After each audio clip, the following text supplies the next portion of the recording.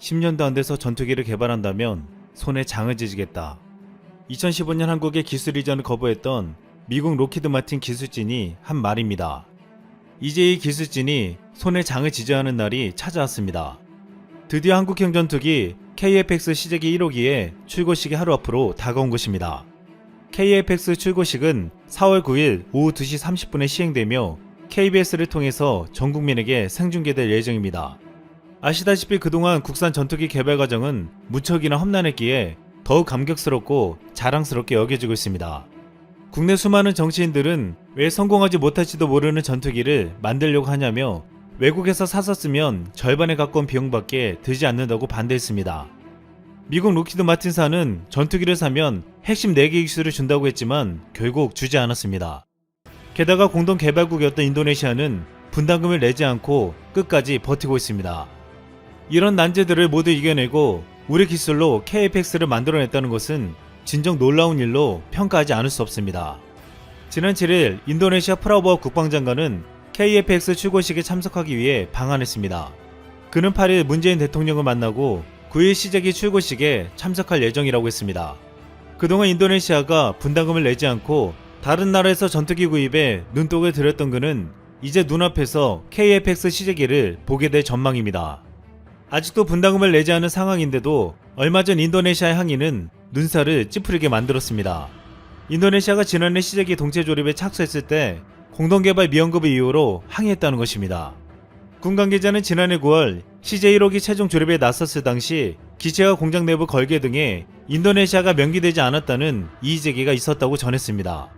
우리 네티즌들은 3년 동안 분담금을 내지 않는 인도네시아가 왜 공동개발국이냐며 실제 개발은 한국이 다 했기 때문에 인리는 무임승차했다고 비판했습니다. 한 네티즌은 시제기가 나오니까 길어 들어온다는 게 더 열받는다고 말하기도 했습니다. 또한 인도네시아는 라팔이 어울린다고 라팔을 사라고 하기도 했습니다. KF-X는 그동안 A사 레이더 등 4대 핵심 기술을 우리 손으로 만들었다는 것에 큰 주목을 받았습니다. 그런데 최근 한 언론에서는 여기에서 더 나아가 이제는 한국 전투기에 한국산 독심 무기들을 마음껏 장착할 수 있게 되었다며 환호했습니다. 그런데 이 언론의 보도에서 그동안 우리가 겪었던 서름에 대한 이야기들이 하나둘씩 회자되고 있습니다. 무엇보다 이것은 우리 손으로 전투기를 만들어야 했던 진정한 이유이기도 했습니다. 한 군 관계자는 영원한 의리 겪었던 서름을 이제는 당하지 않아도 된다며 자신의 마음을 토로했습니다. 그동안 미국에서 도입한 전투기는 도입하는 비용도 많이 들었지만 정비하거나 수리하는 비용도 컸고 무엇보다 새롭게 무장하거나 업그레이드하는 비용도 만만치 않았습니다. 2005년 미국에서 도입되어 올해로 운영 15년째를 맞는 F-15K는 현재 한국 공군의 주력 전투기입니다. 그런데 미국 보잉사는 이 F-15K의 성능을 개량하는데 5조 원 이상을 요구했습니다. 그러자 이렇게 막대한 비용을 지불하느니 F-15EX를 구매하자는 주장까지 나올 정도였습니다. 또한 도입한 지 2년, 실전 배치한 지 1년 3개월밖에 되지 않는 F-35는 벌써부터 미국이 성능 개량을 하자고 통보했습니다. 비용은 F-35 세대값을 넘는 3천억 원입니다. 최소 10수년 이상을 운용하다가 전투기 성능을 개량하는 것이 일반적인데 몇 번 날지도 않고 이렇게 성능 개량 계획이 나온 것은 쉽게 이해할 수 없는 것이었습니다. 이번에 성능을 개량하지 않으면 2차, 3차 개량도 할 수 없기에 우리 입장에서는 울며겨자먹기로 검토하는 중이라고 했습니다. 이런 서름은 과거에도 있었습니다. 과거 미국은 우리 공군 F-15K에 장착하는 센서인 타이거-I의 봉인을 훼손했다고 강도 높은 조사를 벌였습니다. 미국은 핵심 기술 유출을 막기 위한 것이라고 했지만 우리 입장에서는 내 돈 주고 수입한 건데 열어보지도 못한다고 한탄했습니다. 이제 KF-X가 만들어지면 이러한 부당한 대우는 당하지 않게 될 뿐더러 현재 우리나라가 개발하고 있는 무기들을 우리 마음대로 달 수 있게 될 예정입니다. 지금까지는 우리가 국산 미사일을 만들어도 이를 미국에서 수입한 F-15K 등에 장착하려면 수백억 원 이상의 체계 통합 비용을 지불해야 했습니다.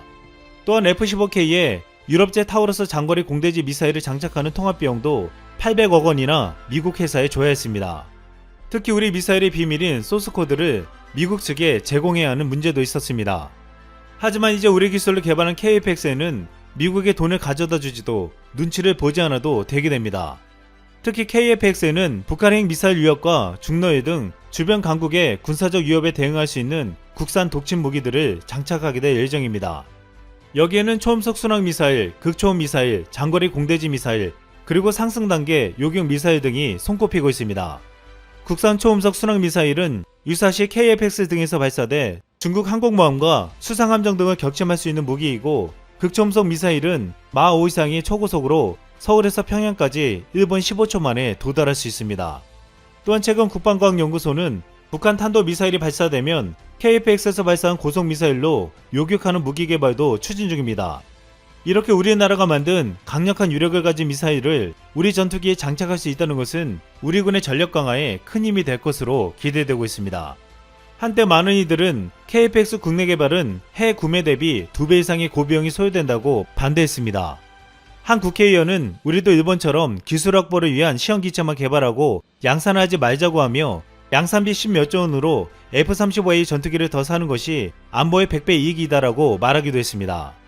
그런데 외국에서 개발한 완제품 가격이 훨씬 싼 것은 맞지만 개발 논의 당시 실제로 전투기를 운영하는 한국 공군은 반대 의견을 냈습니다. 당시 송택한 공군본부 준장은 토론회에서 국산 전투기를 개발하면 개조와 개발이 쉽고 신속한 군수 지원이 가능한 데다 운용비도 줄일 수 있다. 국내 항공산업 활성화도 가능하다라고 반박한 것입니다. 결국 많은 반대가 있었지만 의식 있는 우리 군과 우리 기술의 전투기를 열망했던 국민들의 힘은 KF-X를 만들어냈습니다. 또한 이제 우리 기술은 KF-X를 만드는 것을 뛰어넘어 전세계 비행기에 핵심 전자장비를 수출하는 일까지 하고 있습니다. 최근 세계 최대 항공기 제조업체인 보잉이 만든 비행기에 탑재되는 핵심 전자장비를 한국의 휴니드 테크놀러지스가 독점 공급하는 쾌거를 이뤄냈습니다. 휴니드 테크놀러지스는 대한민국 군통신 분야를 이끌며 핵심 기술을 공급해온 중견 방산업체로 2006년 세계 최대 항공기 제조사이자 방위산업체인 미국 보잉사를 2대 주주로 영입했습니다. 이어 2008년부터 항공전자 장비 사업에 본격 진출했습니다. 특히 보잉사의 핵심 전기 전자장비를 치열한 국제 경쟁을 거쳐 수주하며 독점 공급하고 있습니다. 이 장비들은 주로 F-15 및 전투기, 대형 헬기, 수직 이착륙 항공기 등에 탑재되고 있습니다. 미국뿐만 아니라 한국, 사우디아라비아, 싱가포르, 카타르 등의 국가에서 휴니드가 공급한 장비를 활용하여 비행 임무를 수행하고 있습니다. 또한 휴니드는 군의 전술정보 통신체계의 핵심 장비인 대용량 무선 전송 체계를 개발하여 지상, 공중, 우주를 고속으로 연결하는 차세대 통신망 구축을 위한 기술 개발에도 박차를 가하고 있습니다. 나아가 AH-64 아파체 헬기 및 공중조기 경보기 등 추가 군용 항공기용 핵심 부품의 생산 수출 확대도 추진 중입니다. 지난 2015년 10월 국회 국방위원회에서 KF-X를 반대하는 한 국회의원이 이렇게 예언했습니다. 미국도 10년 걸리고 프랑스도 15년 걸리는데 우리는 뭐가 그렇게 훌륭해서 몇 년에 뚝딱 다 한다는 얘기냐. 감히 예상해보면 2025년 구매에 끝나거나 자주기술로는 2030년에야 시제기가 나오고 전력화는 2040년에나 가능할 것이다. 그는 감히 예언했으나 그 예언은 보기 좋게 빗나갔습니다. KF-X는 미국도 10년 걸리고 프랑스도 15년 걸리는 걸 우리 기술로 불과 5년 만에 만들어냈습니다. 이상 쓸모하겠습니다.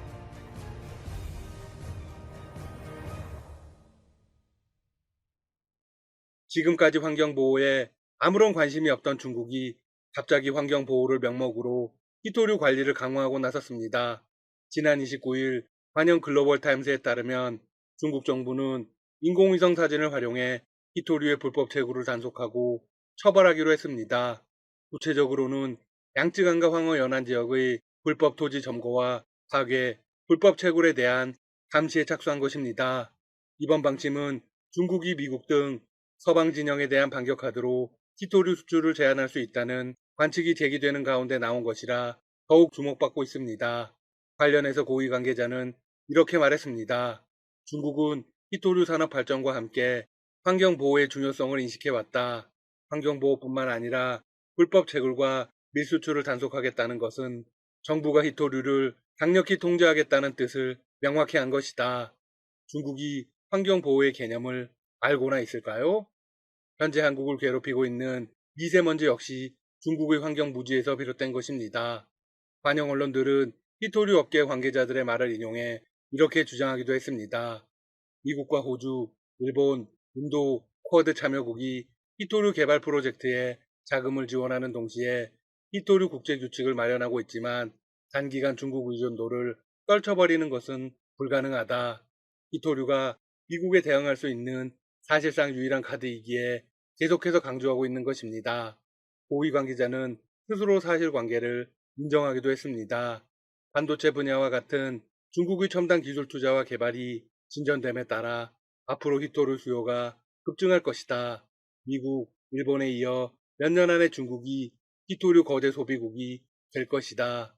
히토류는 중국이 확실히 쥐고 필요할 때 쓸 수 있는 비장의 카드이다. 네, 결국 히토류가 중국의 유일한 카드라는 겁니다. 그런데 중국의 의도대로 상황이 돌아갈 것 같지는 않습니다. 미국 지질조사국에 따르면 지난해 전 세계 히토류 생산에서 중국이 차지하는 비중은 58%로 크게 줄었습니다.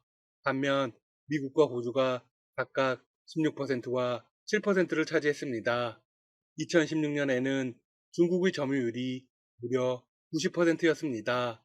사실상 글로벌 시장을 독점했었죠. 중국의 입지가 밀리고 있는 이유는 미국과 호주가 히토류 증산에 나섰기 때문입니다. 중국 세관에 따르면 지난해 중국의 히토류 수출은 35,447톤으로 전년 대비 23.5% 감소했습니다. 일본 언론들은 미국, 호주, 인도, 일본 등으로 구성된 쿼드 회원국들이 히토류에 대한 새로운 생산 기술과 개발 자금을 지원하고 국제규칙 초안을 마련할 계획이라고 보도했습니다. 최근 바이든 미 행정부는 공급망 재검토에 관한 명령에 서명한 바 있습니다. 핵심은 정제기술에 대한 검토입니다. 생산과 정제기술 면에서는 여전히 중국이 세계 히토류 분야의 중심인 것이 사실입니다. 정제 과정에서 환경오염이 극심하기 때문입니다. 특히 히토류 광맥은 방사성 물질을 포함하는 경우가 많은데 쿼드 4개국은 방사성 물질이 잘 나오지 않고 저비용인 정제법을 모색하고 있습니다. 새로운 기술을 찾아내겠다는 것입니다. 채굴 및 정제에 협조 융자를 실시하는 방안도 검토 중에 있습니다. 미국 정부는 호주산 광석의 미국 내 처리 계획을 지원하고 일본도 이에 참여를 검토하는 등 중국을 압박하고 있습니다. 한편 일본 정부는 JX 금속, 미쯔비시 머터리얼, 스미토모 금속광산 등 비철금속 기업들이 히토류를 회수해 재활용하는 사업을 지원할 계획이라고 밝혔습니다.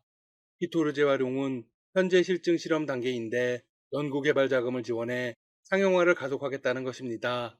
일본 정부가 이렇게 적극적으로 나서는 이유는 중국과의 관계가 사실상 당교 수준으로 흘러가고 있기 때문입니다. 일본은 미국과 완벽히 유착 관계를 이어가고 있고 중국은 이에 불편한 심기를 드러내고 있습니다. 히토류 보급 문제로 일본은 당장 차량 생산에도 차질이 생길 것으로 보입니다. 일본은 더 이상 늦기 전에 중국 의존도를 줄이기로 결심을 한 것입니다. 2010년 영유권 분쟁 지역인 센가쿠 열도 인근 수역에서 어선 출동 사고가 발생했을 때 중국이 히토류 수출을 규제한 적이 있습니다. 당시 일본 기업의 생산에 큰 지장이 생겼습니다. 일부 제품의 단가가 약 9배로 상승하면서 막대한 경제적 피해도 입었죠. 결국 일본은 중국에 무릎을 꿇어야만 했습니다. 이후 베트남 등으로 공급원을 확대한 결과 중국에 대한 의존은 2009년 90%에서 현재 60%까지 줄었습니다. 물론 여전히 중국 의존도는 높습니다.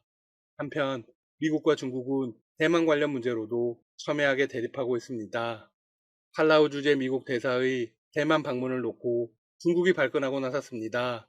태평양의 섬나라 팔라우 주재 미국 대사는 지난 28일 5일간의 일정으로 대만을 방문했습니다. 대사는 팔라우 대통령의 대만 방문에 동행한 것입니다. 1979년 미중수교로 미국과 대만의 공식 외교 관계가 단절된 이후 미국 대사가 대만을 방문한 것은 42년 만에 처음입니다. 이에 대만은 경사가 났고 현지 언론들은 이 사실을 대서특필했습니다. 소식을 들은 중국은 군용기 10대를 대만 방공식별구역에 진입시켜 무력 시위를 벌였습니다. 중국은 미국과 대만이 밀착 행보를 보일 때마다 대규모 무력 시위에 나서고 있습니다. 중국 외교부 대변인은 정례 브리핑에서 이렇게 말했습니다. 대만 문제는 미국과 중국 관계에서 가장 중요하고 민감한 문제이다. 하나의 중국은 중미 관계의 정치 기초이다. 중국은 미국과 대만 간 어떤 형식의 공식 왕래에도 단호히 반대한다. 중국에게 대만 관련 문제가 얼마나 중요한지 알 수 있는 대목입니다. 중국 대변인은 이어서 이렇게 강조했습니다. 우리는 미국이 중국의 한계선을 넘으려 시도하지 말 것을 촉구한다. 중미 관계와 대만 해협의 평화와 안정이 심각히 훼손되는 일을 피해야 한다. 미국이 계속해서 대만과 밀접한 관계를 유지하면 중국은 군사적인 움직임을 강행할 수 있습니다. 이는 미국 국방부도 직접 언급한 내용입니다. 중국은 자신들이 대만을 침공할 때 미국이 개입하면 일본의 미군 기지를 타격하겠다는 경고도 해놓은 상태입니다. 즉, 대만 침범이 일어나면 일본이 가장 큰 피해를 입게 되는 것이죠. 미국 대사의 대만 방문 소식에 중국 관영 언론들도 목소리를 냈습니다. 미국 대사의 대만 방문은 바이든 행정부가 전임 트럼프 정부의 대만 정책을 계승했다는 것을 보여준다. 대만연구원의 부원장은 언론과의 인터뷰에서 바이든 정부가 중국의 대만 관련 입장을 무시하고 있는 것 같다며 발끈했습니다. 그는 중국이 미국과 대만 간 관계 발전과 양국 간 왕래에 경계심을 가져야 한다고 요구했습니다. 현재 상황에서 미국이 그럴 만한 이유도 여유도 명분도 없습니다. 아마 미국은 더 집요하게 중국과 대만의 관계를 틀어놓을 겁니다. 반면 대만에서는 미국과의 밀착에 기대감을 표하고 있습니다. 대만 언론들은 대사의 방문에 대해서 환영 기사를 내보냈습니다. 미국이 자국 대사와 대만 간의 교류를 더는 금기시하지 않는다는 것을 보여준다. 이는 미국이 대만과의 관계에서 점점 적극적인 자세를 보이고 있다는 것이기도 하겠죠? 앞으로의 상황도 계속 전해드리겠습니다. 지금까지 닥터시사TV였습니다. 여러분 시청해주셔서 감사합니다. 구독과 좋아요 부탁드립니다.